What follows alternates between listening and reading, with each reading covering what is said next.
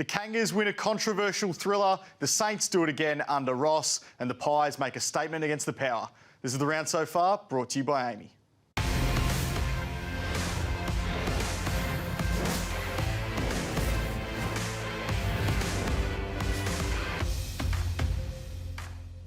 Welcome to the round so far. I'm Riley Beveridge. I'm joined by Kane Cornes. Kane, it's been a weekend full of upsets, none bigger than what occurred at Optus Stadium. North Melbourne remarkably 2-0 in the season now. Yeah, how's the drama of the round? So many big moments. We will start at Optus Stadium tonight and look at the big story, and that was the last quarter moments in this game of footy. And gee, Fremantle were coming hard, and this one here is controversial. Howe picks up the ball, goes straight to the boundary line, and it goes out just after the siren. Clearly would have been deliberate, and Fremantle would have been able to have a shot to at least level up the scores, but the umpires decided that the game was over. So, as per the rules, if the boundary umpire hasn't blown for the ball going across the line and out of bounds by the time the siren goes, a free kick for insufficient intent can't be paid after that moment.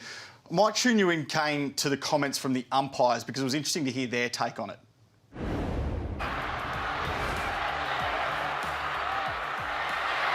Yours. Play it. Siren. Siren's gone.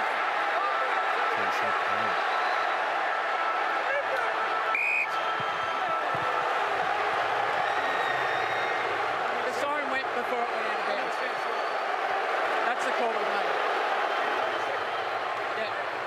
So clearly there you can hear the umpire say the siren went before the boundary umpire had signalled for out of bounds, subsequently can't pay the free kick. Yeah, it was good insight into the way that the umpires communicate with themselves, and the handover, and then I guess the encouragement of helping each other to make the decisions. The call would have been deliberate or insufficient intent, but their ruling was one that the game was over, and hard to argue if what you're telling me is in the rules, and they got it right, and North Melbourne hang on by half a second. Now, before that big moment, there were plenty of them in the fourth quarter, because North Melbourne, having won last week against West Coast, went across to Perth, got the job done against a pretty highly fancied Freo side. Yeah, absolutely. It's terrific 2 weeks for Alistair Clarkson and North Melbourne. These are some of the last quarter moments. Larkey was great. 6 last week. He kicked another 4 against a really good opponent tonight. Luke Davies-Uniacke kicks that, and you think game over. Like, with just over 6 minutes to go, this is it, but conditions were hot.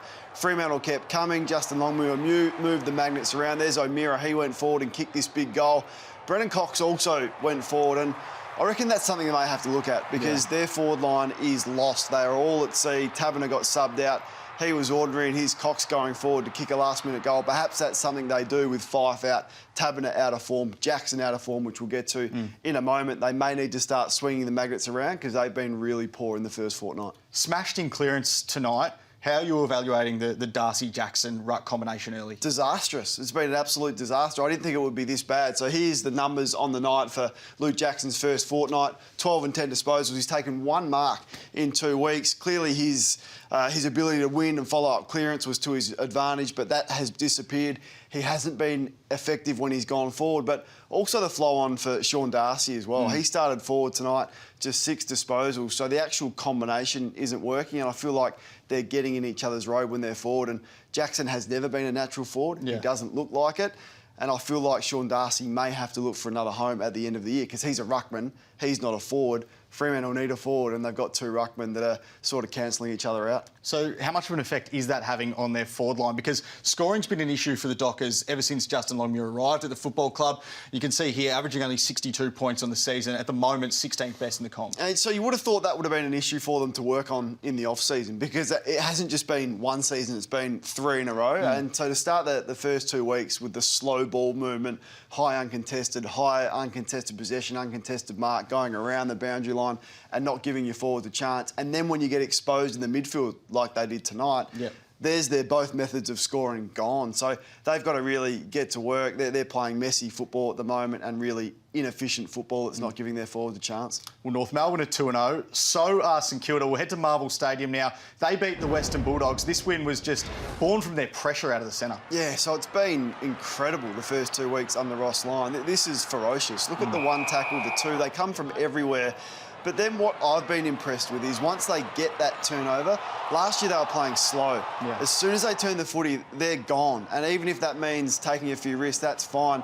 And they even take the advantage. Like that's gone. Now it's gone. Their first intent is to, right, we're going to turn the footy over. That's job one. Job two is to really get on the move after that. But their effort, their intensity, their pressure's been enormous. Thought they were terrific off turnover. They scored 8 goals, 8 from turnovers tonight. And they're also really strong from the midfield. 4 goals from stoppage to 1 against the Bulldogs midfield that is star-studded. And they're going to get numbers back as well, St Kilda. At the moment, they've got 13 players on the injury list. It's a pretty remarkable injury list given just how long it is and just given some of the names that are on it. Like Max King, obviously their best player. He's out for another 6 to 9 weeks with a shoulder.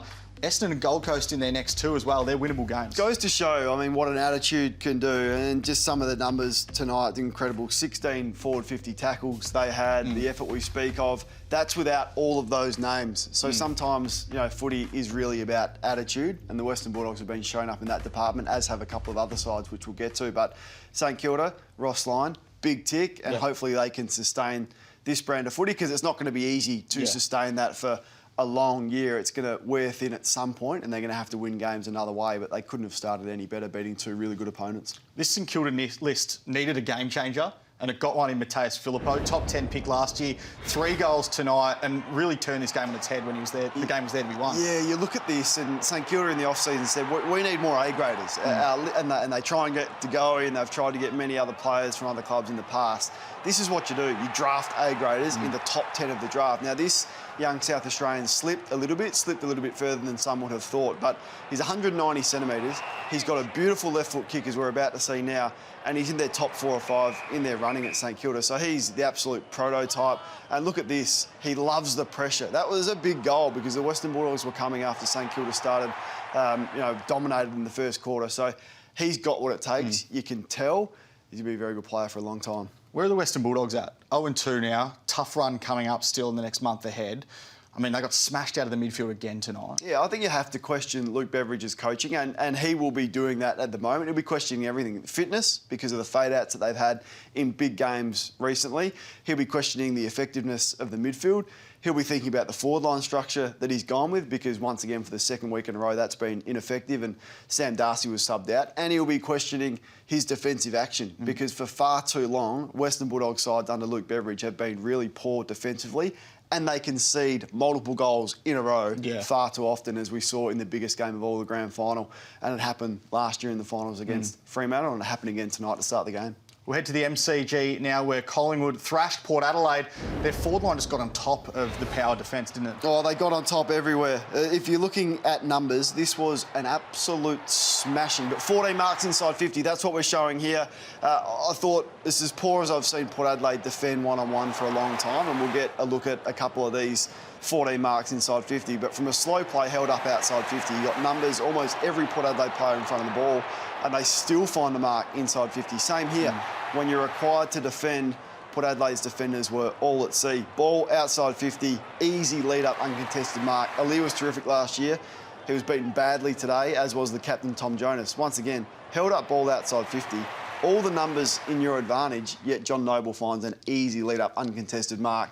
And this is what I was talking about. So Ken Hinkley would walk away going, there's not really any area of today that I could look at that we won, because they're smashed in contested footy, smashed in stoppage, smashed in the air with contested marks. Ground balls they were dominated against by Collingwood, who I think are the best in the competition.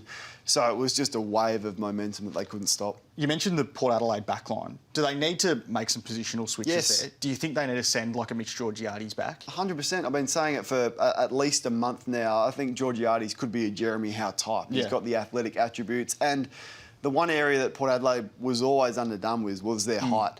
Now, Mackenzie came out of the side. It means you've only got Jonas, who's about 188, and Aaliyah and Ryan Burton. They're not tall enough. So Mitch Georgiades' confidence is really low. I'd definitely be exploring a move back before you dropped him and brought Jeremy Finlayson back in. Get to our Saturday star now. It could only be one man, Nick Daicos. He was sensational. He was tagged by Jones early, had 9 disposals to quarter time, finished with 32 and 2 goals. Oh, he's a joy to watch, isn't he? I just really admire his work rate and his skill. So what we're seeing here is pure skill, and you notice that he celebrated He just after he celebrates kicked as it. soon as the ball leaves his boot. He Look at knows that. that's going through.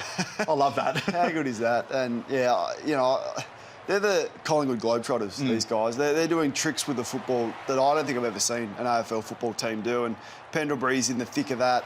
This guy's in the thick of it. His brother Josh is in it as well. Yeah. John Noble is such an exquisite ball user. Some of the stuff that Bobby Hill did today, but look at that. It's just a pure strike. For a second-year player to have a hard dart Lockie Jones come to you at the start. Yeah. Most young players would turn their toes up, and I've seen that firsthand. He didn't. He just worked his way and overwhelmed Port Adelaide, and I think, you know, rightly one of the Brownlow favourites. Got a lot of depth as well, the Pies. Ash Johnson kicked 4 goals in the VFL. VFL and VFLW started this weekend. You can stream all of the action on afl.com.au and the AFL Live official app. We head to the Adelaide Oval now, where it was a topsy-turvy game between the Tigers and the Crows. Richmond led by 45 points at half-time. The Crows got it back to 1 point, but, geez, they shot themselves in the foot, didn't they? Again, yeah. So Adelaide's accuracy, again, was probably the difference in the game. They kicked 5-8 to 1-1 in this third quarter. They had 15 inside 50s in a row. Pedler missed a couple. This is one of those, but it was across the board. It was contagious. Taylor Walker behind Darcy Fogarty, the best set shot in their side. I think he kicked 2-3 for the afternoon, and that was a big miss. That's Keys there from a very gettable spot. So it was just one after the other, but they overwhelmed Richmond with their run through the middle of the ground. Yep. I thought Josh Rochelle was instrumental in that. And speaking of second-year players like Daicos, Rochelle is going to be right up there at the top of the tree for a long time. And I love the fact he's getting more midfield minutes. But in the end, I think last week's taxing game against the Giants and the conditions in Adelaide, they just run out of steam. Kicked 18 behinds against the Giants last week as well. Richmond might have found one in the forward line. Samson Ryan, they were talking this guy up all summer as being the future of their forward line. Kicked 3 goals today. Yeah, and you like the look of him, don't you? I mean, young players are going to, and tall young players are going to take some time to develop, but the way that he moved today and his ability to finish, this one's the long kicking coming from Dustin Martin. It's not anything clean, but he's there and he gets it on the second bite. But I liked this, the way he thought through and the strike. So, I mean, I think Richmond are crying out for young players and young players to get an opportunity. I don't think Damien Hardwick has promoted youth enough into the side, so it's really good that he's done this, and I hope he sticks with him. He was initially a ruckman when he arrived at the club, but he's been transformed into a key forward. Downside for the Tigers, though, Nathan Broad, this tackle on Paddy Parnell, I reckon he could be in a bit of strife. The sling tackle over the boundary line as well. Now, I reckon because Parnell gets subbed out under the concussion protocols, you're looking at either high or severe impact, which would be either 2 weeks or straight to the tribunal. Yeah, it looks like a 2 to 3 week incident to me. I wouldn't be upset if he got 3. You know, that tackle was probably okay 5 years ago. Every player would know that's not okay now. So the bump was in focus last week. The sling tackle, Ryan Burton had one on Jamie Elliott today as well, which you would think would cost him at least a week. Elliott not concussed, but that was nasty, and we don't want to see that. Interesting moment in the last term when Dustin Martin was the man subbed out. Now, this came at a moment in the game where Adelaide had come back, they were within a kick, then Dusty goes off the field. This is what Damien Hardwick had to say about subbing off Dusty. Yeah, it was one of those ones. We had a couple of boys that we were sort of talking about with regard to, you know, what does it look like. So he's just from a management point of view, we'll see how that pans out. Obviously, we've got a short break like Collingwood, but we'll work our way through those. 6-day turnaround ahead of playing Collingwood on Friday night. He might have had a bit of hamstring tightness, but does anything sort of alarm you there? Well, he won't play this week. I'll be pretty certain of that. If he's got hamstring tightness, he's got hamstring history. Last year he did one, as have a number of Richmond players. So short break, hot conditions in Adelaide, really high intensity game against Collingwood on Friday night. I expect Dustin to stay on the sidelines for at least a week. Let's head to our AAMI clangers now. Who covers clangers? Amy does. This might be the clanger of the year, Kane. Wow. The lights going out at the Gabba. We've seen it happen a few times at the Gabba now. Just a fair lengthy break on this as well. Oh, this is what we've got Amy on board. This is the the biggest Amy clanger that I've ever been involved with. Imagine that. I mean, how flat would you have been if you're a Brisbane player? You couldn't have played any better. You're 40 points up with 12 minutes to go, and the lights go out and you're forced to go off the ground. So disaster at the Gabba. I think it's happened a couple of times there with the Big Bash, but there's the players walking off from both teams. Now, Chris Fagan was a little bit upset that Melbourne came back on the ground and started warming up while his team was instructed to stay in the rooms for an extra 5 minutes. You can understand that.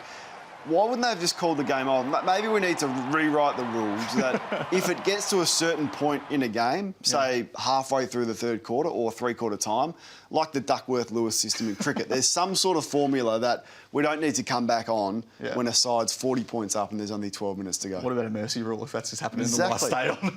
Exactly. All right, Brisbane won this game against the Demons out of the midfield. They killed them from scores from stoppage. What a turnaround it was, because they couldn't have been any worse against Port Adelaide the week before. And they were flat. They didn't have any energy. Gee, they had energy on this night. They did what Melbourne do to teams. Straight out the front of the stoppage, they scored centre bounce goals, as we're seeing there from Berry.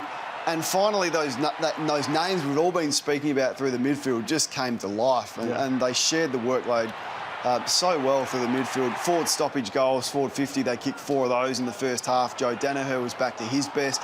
He kicked 4 snags, that one out of the ruck. But yeah, all of those names. The one player I thought was really important coming back in was Zorko. I wasn't exactly sure where he was going to play, whether it would be half back or through the midfield forward. It was mainly forward, and he did maximum damage per touch, and there's some of those names through the midfield and the contribution that they made. Ashcroft, 31, 9 clearances. Lockie Neal doing what he did. That's exactly what they got Dunkley for. McCluggage a little bit quieter, but didn't need to have a big night. Berry and Zorko and Bailey aren't even on that board, and they both had big nights, as we said. Damaging night for the Demons. They got beaten, but then they also lost their captain, Max Gawn, to a knee injury pretty early in this one. Confirmed by the club on Saturday, an MCL sprain. Looking at 4 to 6 weeks, which is probably a good result when the first few was an ACL. It felt like an ACL, just judging by his body language, because he's usually quite calm and a quite upbeat character. So to see him in the rooms while his team was getting slaughtered, I thought, must be really bad if Max Gawn's not out on the team instructing and getting behind the players that were out there. So I feared for the worst. So I think everyone in the footy world was relieved. It'll be a big gap for 4 to 6 weeks, though, because I thought Oscar McInerney really exposed Brodie Grundy in the ruck, and we saw the advantage that Brisbane got out of the midfield. So Brodie Grundy's going to have to play much better. That's what they got him there for, because I thought he lowered his colours on Friday night. Thursday night footy at the MCG, where Carlton got the job done against Geelong. This was a good old-fashioned shootout between two of the game's best key forwards in Charlie Curnow and Jeremy Cameron. Only the 6th time since 2020 that 2 players on opposing teams have kicked 5+. So in the 90s, 10 goals was a bag. And you had the old-fashioned shootout. It might have been, I don't know, Paul Salmon and Gary Ablett, one up either end, or Tony Modra and Jason Dunstall up either end. Now 5 goals is a bag, and we saw this on Thursday night. And how good was it? They're kind of similar, aren't they, the way that they play, really athletic forwards. Cameron ended up with 25 disposals. He was everywhere. Like, he went to the centre bounce, he came up, he was defending on the last line, and when he got opportunities, he absolutely nailed them, as did Curnow. So, yeah, they're the best 2 key forwards in the game Who would you rather have? Oh, for the next 10 years, Curnow. Right now, probably Cameron. Agree with you there. Head to the moment now, and Kane, I want to ask you, is this the moment that Carlton finally found how to win close games late? Because some of their leaders stood up in the dying moments. Really good coaching, I thought, from Michael Voss. So Curnow goes behind the ball, because we know he can do that. So he shores up the defence. And then you tell Harry Mackay, who's one of the best contested marks in the game, we need you to present to the logo. So we've actually got a target. Lewis Young is a much improved player. His one-on-one work has been terrific over the last season and a bit. And he knows what to do. So 31 seconds. Let's not rush. Let's go back. The guy off the mark can then take his 10 seconds. And there he is again, Mackay presenting to the logos and taking a number of contested marks. So that's the method. I didn't think it was perfect, but it's much better than we've seen in their previous 3 attempts. Got a weird situation now where last year's Wooden Spooners are 2-0 and the reigning premiers are 0-2.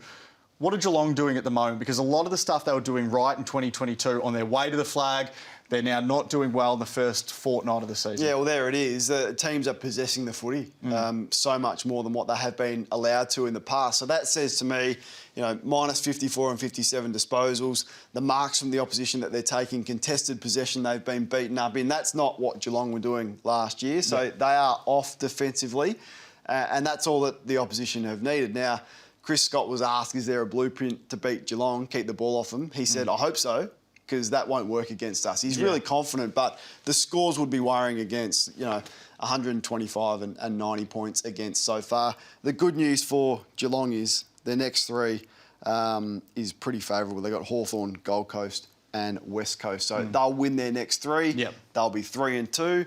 And any concerns over Geelong will evaporate pretty quickly as they get a few players back as well. Let's look ahead to the remaining fixtures in round 2, starting with Sydney Hawthorn. It's probably going to be Buddy's last game against his former side, but obviously rubbed out through suspension. Essendon Gold Coast, and then West Coast hosting a GWS side that's pretty depleted. Kane, I want to get to Kane's questions for the Sunday fixtures. Who's got most at stake on Sunday? Gold Coast need a win badly, but West Coast need one more badly. They're playing the Giants at home. The Giants with a number of players out. Perryman's out, Kelly's out, Whitfield's out. They've come off a game where they played in about 38-degree heat, and Toby Green said it was the hardest game he's ever played in. So taxing. Adam Simpson said he wants to play a better brand for their home fans in Perth. Let's see it tomorrow. It's been a great weekend of footy so far. Hopefully it closes out with a few close games on Sunday. Thanks for your time, Kane. See you next week on the Next Week.